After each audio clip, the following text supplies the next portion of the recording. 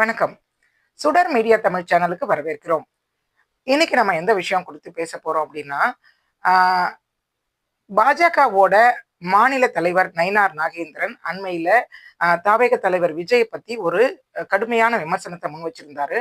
அவர் என்ன சொல்லியிருந்தாருன்னா, அதாவது விஜய் முதல்ல வீட்டை விட்டு வெளியில வரட்டும், அதுக்கப்புறம் த்ரிஷாவை விட்டு வெளியில வரட்டும் அப்படின்னு சொல்லியிருந்தாரு.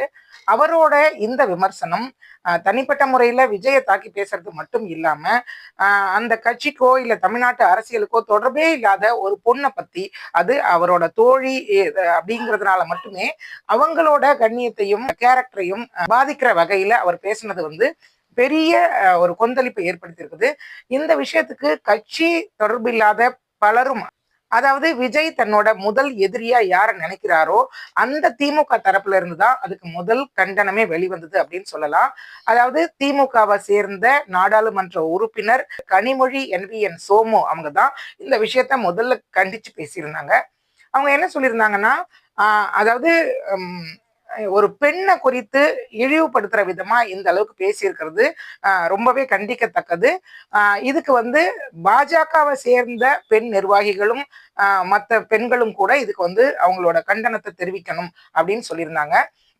அதுக்கப்புறமா பாத்தீங்கன்னா, டிடிவி தினகரன்ல தொடங்கி அந்த பாஜக கட்சியை சேர்ந்த வானதி ஸ்ரீனிவாசன் வரைக்கும் இந்த விஷயத்துக்கு வருத்தம் தெரிவிச்சிருக்கிறாங்க. அதாவது டிடிவி தினகரன் கண்டிச்சு பேசியிருக்கிறாரு. வானதி ஸ்ரீனிவாசன் இது வந்து ரொம்பவே வருத்தமான விஷயம், நான் வந்து நயினார் நாகேந்திரன் அவர்கள்ட்ட பேசுறேன் அப்படின்னு சொல்லியிருக்கிறாங்க. இந்த நிலைமையில சம்பந்தப்பட்ட தாவேக தலைவர் விஜய் வந்து இந்த விஷயம் பத்தி ஒரு வார்த்தை கூட வாய் திறக்கவே இல்லை அப்படிங்கிறது தான் எல்லாருக்கும் ஒரு பெரிய கேள்விக்குறியா இருக்கு. அதோட பொது வெளியில பெண்களையோ தன்னையோ தாக்கி பேசினா உடனடியா குரல் கொடுக்கக்கூடிய அளவுக்கு ஒரு துணிச்சல் மிக்க பெண்ணான த்ரிஷா இந்த விஷயத்துல இப்ப வரைக்கும் மௌனம் காக்குறாங்க. அதுவும் ஏன் அப்படிங்கிறது தான் இன்னொரு பெரிய கேள்வியா இருக்கு. பொதுவா விஜய் வந்து ஆரம்பத்திலேயே சொன்னாரு, பாஜக தான் என்னோட கொள்கை எதிரி அப்படின்னு. அவர் கொள்கை எதிரின்னு சொன்னதோட சரி, அதுக்கப்புறம் எத்தனை விஷயங்கள் தமிழ்நாட்டுல தமிழக மக்களுக்கு எதிரா நடந்த போது கூட அவர் வந்து ஒன்றிய அரசை எதிர்த்து ஒரு வார்த்தை கூட பேசல அப்படிங்கிறது எல்லாருக்கும் தெரிஞ்ச விஷயம்தான். ஆனா அதெல்லாம் கூட பரவாயில்ல, தன் கூட சேர்ந்த ஒரு பெண்ணை அவங்க வந்து தன்னோட தோழியா காதலியா ஏதோ ஒண்ணு இருக்கட்டும், ஆனா அவங்கள வந்து தரக்குறைவா அவங்களை இழிவுபடுத்தும் விதமா ஒருத்தர் பேசி இருக்கிறாரு அப்படின்னும் போது இவர் வந்து ஒரு குறைஞ்சபட்ச தன்னோட கண்டனத்தையோ எதிர்ப்பையோ கூட இது வரைக்கும் பதிவு செய்யல அப்படிங்கிறது என்ன விதமான ஒரு கேள்விகளை மக்களுக்கு எழுப்பியிருக்கு அப்படின்னா, என்ன விஷயம் உங்களோடது அவங்க கிட்ட சிக்கி இருக்கு மத்திய அரசு கிட்ட, எதனால இவ்வளவு கேவலமா உங்களை பேசுனதுக்கு அப்புறமா கூட நீங்க வந்து வாயே திறக்க மாட்டேங்கிறீங்க அப்படின்னு எழுதியிருக்காங்க. அதுக்கப்புறம் விஜய் பத்தி என்ன சொல்லியிருக்காங்கன்னா, தன்னோட தோழி இவ்வளவு கேவலமா கீழ்த்தரமா அவன் வந்து விமர்சிக்கப்பட்டதை கூட எதிர்த்து ஒரு வார்த்தை பேச முடியாத விஜய் நாளைக்கு தமிழக முதலமைச்சராகவே ஆனா கூட தமிழக மக்கள் பாதிக்கும்படியான ஏதாவது ஒரு விஷயம் நடக்கும்போது மத்திய அரசு அதை பண்ணும்போது இவர் எப்படி பாஜக அரசை வந்து எதிர்த்து ஒரு வார்த்தை பேசுவாரு? இவரை நம்பி எப்படி வந்து மக்கள் ஓட்டு போடுவாங்க? இல்ல ஓட்டு போட்டு தேர்ந்தெடுக்கிற மக்களுக்கு தான் இவர் என்னத்தை நல்லது செய்வாரு? இவர் சொந்த விஷயத்துல கூட இவ்வளவு பயந்துகிட்டு வாய் திறக்காம இருக்கிறவரு நாளைக்கு மக்கள் பிரச்சனைக்கு எப்படி குரல் கொடுப்பாரு அப்படிங்கிற கேள்விகளை எல்லாம் இது எழுப்பியிருக்கு. தன்னை ஒருத்தர் இவ்வளவு கேவலமா கீழ்த்தரமா விமர்சிச்சிருக்கிறாரு அப்படின்னு தெரிஞ்சதுக்கு அப்புறமா கூட எல்லா விஷயத்துக்கும் குரல் கொடுக்கிற த்ரிஷா ஏன் இப்ப வரைக்கும் மௌனமா இருக்கிறாங்க அப்படிங்கிறதும் புரியாத புதிராவே இருக்குது. அதாவது இது கடந்த காலங்கள்ல த்ரிஷா பாத்தீங்கன்னா, ஒரு தடவை மன்சூர் அலிகான் ஒரு மேடையில த்ரிஷாவோட படுக்கை அறை காட்சி எதுவுமே வரல, வரும் நான் எதிர்பார்த்தேன் அப்படிங்கிற மாதிரி அவர் வந்து சொல்லியிருந்தப்ப உடனடியா வந்து த்ரிஷா சொன்னாங்க, நீங்க வந்து கேவலமான கீழ்த்தரமான பேச்சு இது அப்படின்னு சொல்லி, நீங்க வந்து கேவலமான மனுஷர் அப்படின்னு அவரையுமே நேரா திட்டி இருந்தாங்க.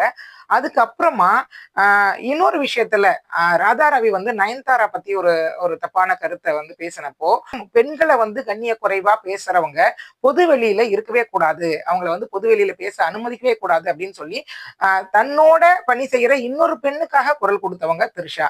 ஆனா இந்த விஷயத்துல தன்னை இவ்வளவு கேவலமா கீழ்த்தரமா விமர்சிச்சிருக்கிறாங்க அப்படின்னு தெரிஞ்சதுக்கு அப்புறமாவும் அவங்க ஏன் மௌனமா இருக்கிறாங்க அப்படிங்கிறது தான் சமூக ஆர்வலர்கள் நிறைய பேரோட கேள்வியா இருக்கு. இந்த விஷயத்தை பத்தி சமூக செயற்பாட்டாளர் திருமுருகன் காந்தி அவங்க ஒரு அருமையான பதிவு எழுதியிருக்கிறாங்க.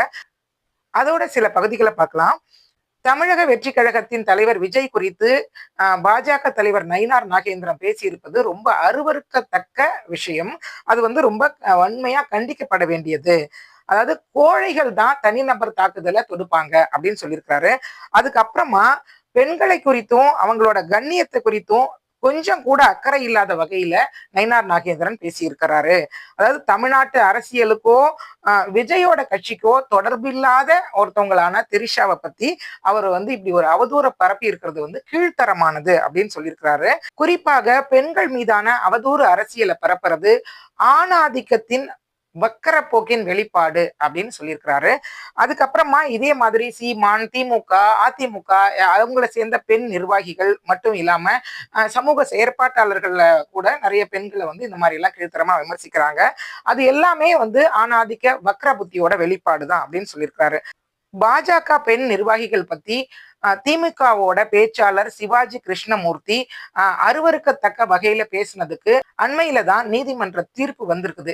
இந்த சமயத்துல நயினார் நாகேந்திரன் இந்த மாதிரி ஒரு பெண்ணை தரக்குறைவா பேசியிருக்கிறது உண்மையிலே எல்லாராலையும் கண்டிக்கப்பட வேண்டியது அப்படின்னு சொல்லியிருக்கிறாரு.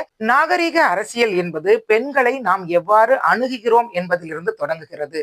சமூக வலைதளங்களில் பெண்கள் இழிவாக தரக்குறைவாக தாக்கப்படும் போதெல்லாம் கட்சிகளை கடந்து அதை கண்டிக்க வேண்டியது அனைவரின் கடமை அப்படின்னு தன்னோட பதிவை அவர் முடிச்சிருக்கிறாரு.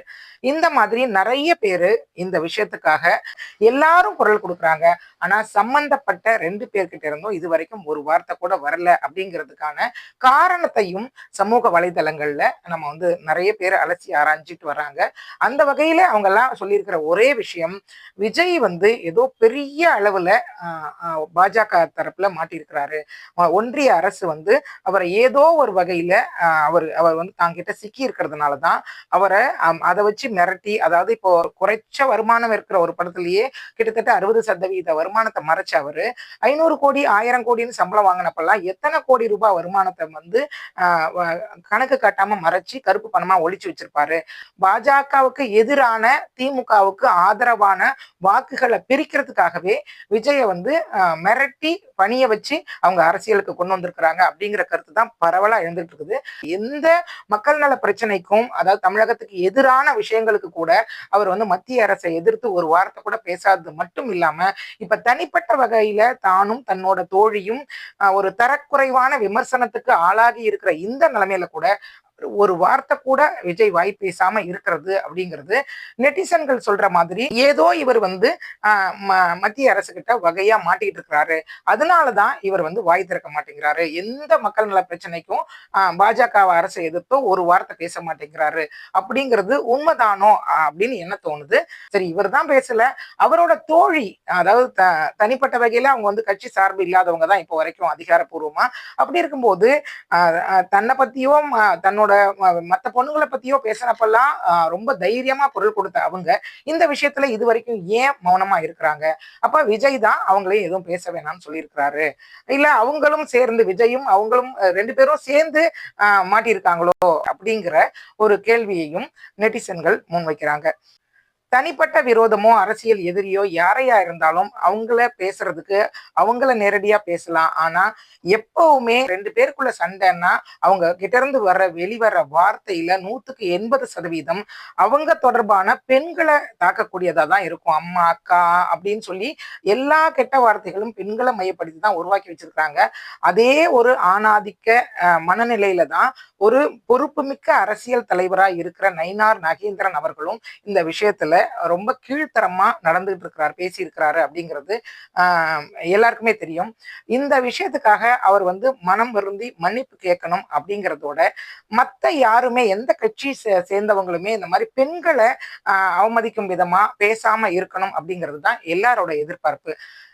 விரைவில் மற்றொரு விஷயம் பத்தின அலசலோடு உங்களை சந்திக்கிறேன். அது வரைக்கும் நன்றி கூறி விடைபெறுவது வாசுகி லட்சுமணன்.